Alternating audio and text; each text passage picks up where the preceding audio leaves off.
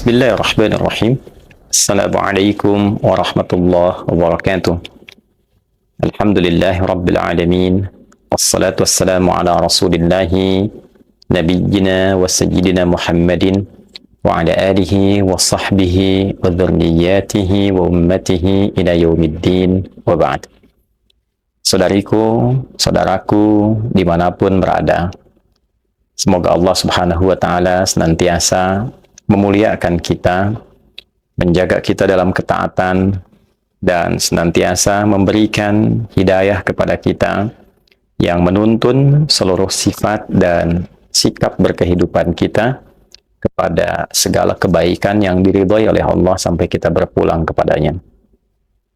Teman-teman dimanapun berada, dalam rangka menjalani kehidupan itu dan berupaya menjadi pribadi yang lebih baik, tentunya banyak beragam tantangan yang kita hadapi, tidak mudah untuk dilalui, dan seringkali membelokkan kita semua dari jalur-jalur kebaikan itu menuju hal-hal yang tidak positif. Untuk itulah Allah Subhanahu wa Ta'ala dengan kasih yang sangat mendalam, dengan perhatian yang begitu luas menjangkau seluruh hamba-Nya, Rahman dan Rahimnya, memberikan kita kesempatan yang tiada terbatas untuk kembali mengoreksi keadaan diri kita, mengevaluasi diri, meninggalkan segala jenis yang dilarang, yang mengakibatkan pada kerendahan harkat dan martabat kita di hadapan Allah Subhanahu wa Ta'ala. Sampai ajal menjelang tentunya, sampai nafas berada di tenggorokan, semua masih punya kesempatan untuk kembali menjadi lebih baik. Seberat apapun kesalahan yang pernah dilakukan, sehitam apapun dosa yang pernah diperbuat, selalu kita masih memiliki hak untuk menjadi pribadi yang lebih baik sepanjang kita mau kembali dan menanamkan keyakinan yang kuat pada diri kita bahwa Allah tidak pernah memberikan satu batasan untuk memutus rahmat-Nya demi mengampuni kita sebagai hamba-Nya. Demikian Allah menyampaikan di dalam Al-Quran surah ke-39 Az-Zumar di ayat ke-53 itu, Qul ya ibadiyalladzina asrafu ala anfusihim la taqnatu min rahmatillah innallaha yaghfiru dhunuba jami'a.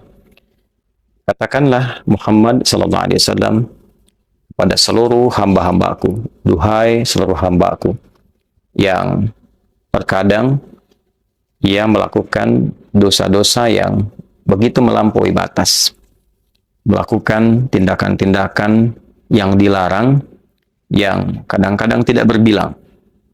Bila engkau terfikir untuk kembali menjadi lebih baik, ada kilatan di hatimu untuk berubah, maka jangan pernah engkau menyimpulkan putusnya rahmat Allah Subhanahu wa Ta'ala untuk mengampuni seluruh dosa-dosa yang pernah kau kerjakan itu. Maka jangan pernah engkau berputus asa untuk mengharapkan, memohon rahmat Allah, kasih Allah yang begitu dalam. Sungguh Allah Subhanahu wa Ta'ala sangat berpeluang mengampuni seluruh dosa-dosa yang pernah engkau lakukan.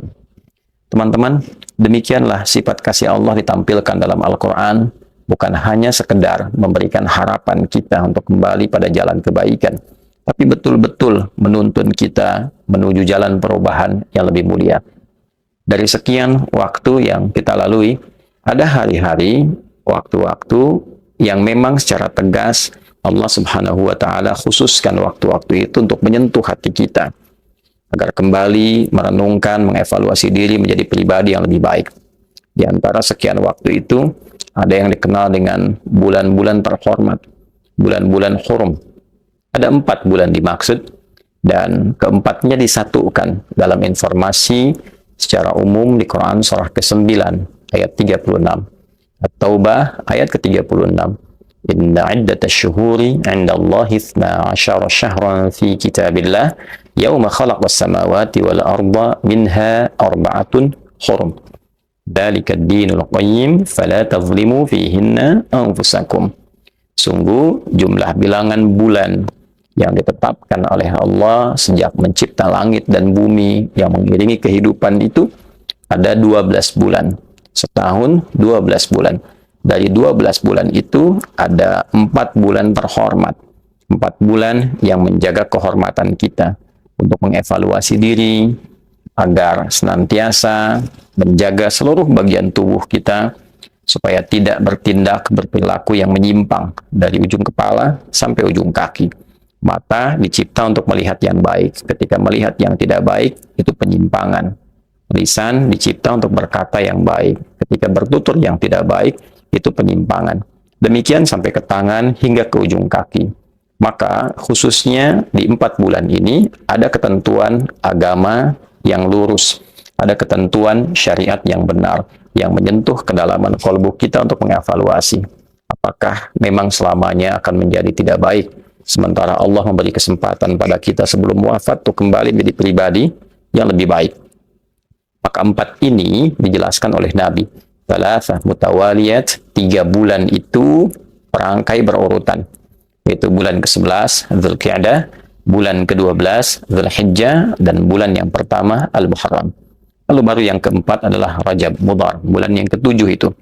Ma baina Jumada wa Sya'ban, yang terletak antara bulan ke-6, Jumadal Akhirah, dengan bulan Sya'ban, bulan ke-8. Sekarang kita berada dalam rangkaian bulan terhormat itu, bulan Al-Muharram, yang mengawali penanggalan di tahun Hijriyah, tahun untuk komitmen berubah pada yang lebih baik, ditandai dengan Al-Muharram, waktunya berusaha mengevaluasi, meninggalkan segala yang dilarang oleh Allah Subhanahu wa Ta'ala. Di antara amalan kita untuk bertekad meninggalkan yang dilarang itu bisa kita tempuh dengan menunaikan ibadah puasa. Karena di antara hikmah puasa itu adalah upaya untuk melatih diri kita agar mampu mengendalikan nafsu, sumber yang senantiasa dieksplorasi dan dieksploitasi oleh setan untuk berbuat tindakan-tindakan menyimpang. Dengan puasa, kita berusaha kendalikan. Dengan puasa, kita berusaha arahkan pada hal yang lebih baik. Di antara penanggalan di bulan Al-Muharram itu, ada hari-hari tertentu yang ditekankan sunnahnya oleh Nabi SAW. Di antaranya, informasi yang didokumentasikan oleh Al-Imam Al-Bukhari dan Al-Imam Muslim yang tersambung sanadnya bahkan kepada Sayyidah Aisyah Ummul Mukminin radhiyallahu taala anha, istri Nabi mulia Sayyidah Aisyah, ibunda kita insan beriman. Beliau menyampaikan informasi yang tersambung pada Nabi sallallahu alaihi wasallam, yang kelak informasi ini pun dikuatkan diantaranya oleh sahabat Ibnu Abbas radhiyallahu taala anhuma, bahwa Nabi sallallahu alaihi wasallam saat tiba di Yathrib atau Al-Madinah Al-Munawwarah melihat orang-orang Yahudi menunaikan puasa. Lalu beliau mengkonfirmasi puasa apa yang dikerjakan. Mereka mengatakan ini adalah puasa yang ditunaikan sebagai bentuk syukur atas terbebasnya, diselamatkannya Nabi Musa alaihissalam dari kejaran Fir'aun, musuh Allah Subhanahu wa Ta'ala. Maka Nabi memberikan komentar, wa ana ahaqqu bi Musa, dan saya lebih berhak dengan Musa dibandingkan dengan kalian. Maka Nabi menunaikan puasa dan meminta kepada sahabatnya, umatnya untuk menunaikan puasa. Itulah di hari ke-10 bulan Al-Muharram yang disebut dengan puasa Asyura. Ternyata di tanggal 10 Al-Muharram ini, menurut penelusuran beberapa ahli sejarah, para ulama juga menemukan satu informasi bahwa Nabi Adam alaihissalam ketika turun ke bumi, ketika menerima dari Allah satu kalimat evaluasi, kalimat tobat, kalimat yang dibimbingkan untuk anak cucunya kembali pada jalan yang benar, itu pun terjadi pada 10 Al-Muharram. Kalimat yang sangat viral, bahkan dicantumkan dalam satu firman Allah di Quran surah Al-A'raf itu, Rabbana zalamna anfusana wa illam taghfir lana wa tarhamna lanakunanna minal khasirin. Demikian ternyata ada juga yang menelusuri informasi bahwa kapal besarnya, bahteranya Nabi Nuh alaihissalam ketika mendarat pasca musibah besar, banjir besar itu terjadinya di 10 Al-Muharram.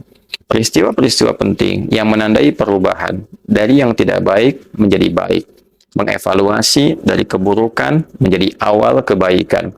Fir'aun buruk, ditenggelamkan, muncul baiknya tuntunan Musa alaihissalam. Nabi Adam alaihissalam diberikan oleh Allah izin sebagai petunjuk kepada anak cucunya untuk berubah dari salah menjadi baik.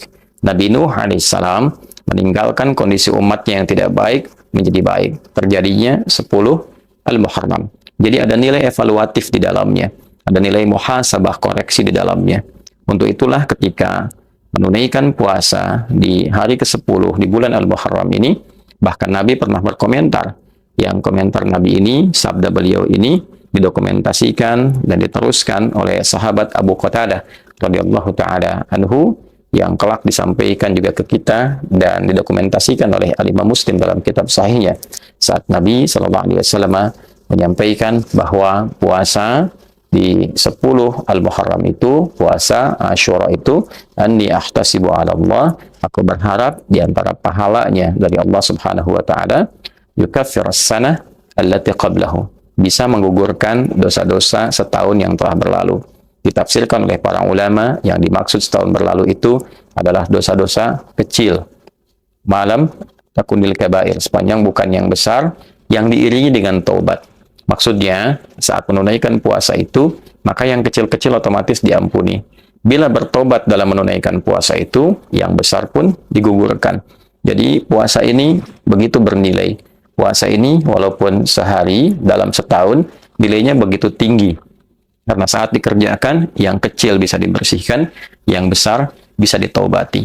Untuk itu, teman-teman, ya, ada yang kemudian memulai dari 9 Taswa'nya, yang mengambil isyarat Nabi bahwa karena Yahudi banyak mengklaim itu harinya, Nabi memberikan pelajaran, kita mulai dari 9-nya. Kalaupun aku hidup, mulai dari 9-nya supaya menyelisihi Yahudi. Atau ulama berpendapat, kalaupun tidak dapat 9-nya, 10-nya yang diutamakan, lantas 11-nya diprioritaskan. Ada juga yang memberikan tafsiran, al-hukmu yaduru ma'illati. Hukum itu membersamai sebabnya. Bila sudah Yahudinya juga abai, tidak ada lagi kebanggaan, bahkan penunaian dengan itu, maka fokus kepada tanggal 10, itu yang lebih utama. Sunnah nabinya bisa ditunaikan dengan menunaikan puasa, tapi esensi puasa itu terletak pada muhasabahnya, evaluasi dirinya. Di poin terbesarnya, sudah tiba waktunya bagi kita untuk selalu mengevaluasi diri, merenungkan jalan hidup, dan memilih jalan yang benar sebagai bekal kembali yang baik menuju Allah Subhanahu wa taala. Maka saya memohon kepada kita semua dan juga untuk saling mendoakan sekaligus mengevaluasi diri kami, untuk kita semuanya letak kebaikan bukan pada tingginya ilmu, tingginya jabatan, banyaknya harta, tapi letak kebaikan pada bersihnya hati yang ditunjukkan dengan ketaatan kepada Allah dan Rasul-Nya dengan cara yang baik. Bukan hanya ibadah ritualnya, tapi juga ada muamalahnya, ada akhlaknya. Tauhid, bukti kebenarannya ada pada ibadah. Ibadah, bukti kebenarannya ada pada akhlak. Akhlak disertakan pada muamalah. Innani anallahu la ilaha illa ana fa'budni. Tauhid la ilaha illallah adalah ibadah kepada Allah. Di antara jenisnya, salat. Wa aqimis salata li dzikri. Fungsi salat, inna salata tanha 'anil fahsya wal munkar, mencegah perbuatan keji dan mungkar. Akhlak, kapan diterapkan? Dalam konteks muamalah, pergaulan kehidupan kita. Maka tidak bisa dipisahkan antara akidah, ibadah, dan akhlak pada praktek muamalah kita. Semoga kita dilindungi oleh Allah Subhanahu wa taala. Semoga kita diberikan kekuatan untuk selalu saling mendukung, mendoakan, dan mengingatkan dalam kebaikan, meninggalkan hal-hal yang tidak penting dalam kehidupan. Semoga negara kita dilindungi, disatukan, dijauhkan dari perpecahan, ditanamkan rasa saling mencintai dalam diri kita yang mengantarkan kita pada kebahagiaan yang sejati. Subhanakallahumma rabbana wa bihamdika, asyhadu an la ilaha illa anta, nastaghfiruka wa natubu ilaik, wa akhiru da'wana anil hamdulillahi rabbil alamin. Assalamualaikum warahmatullahi wabarakatuh.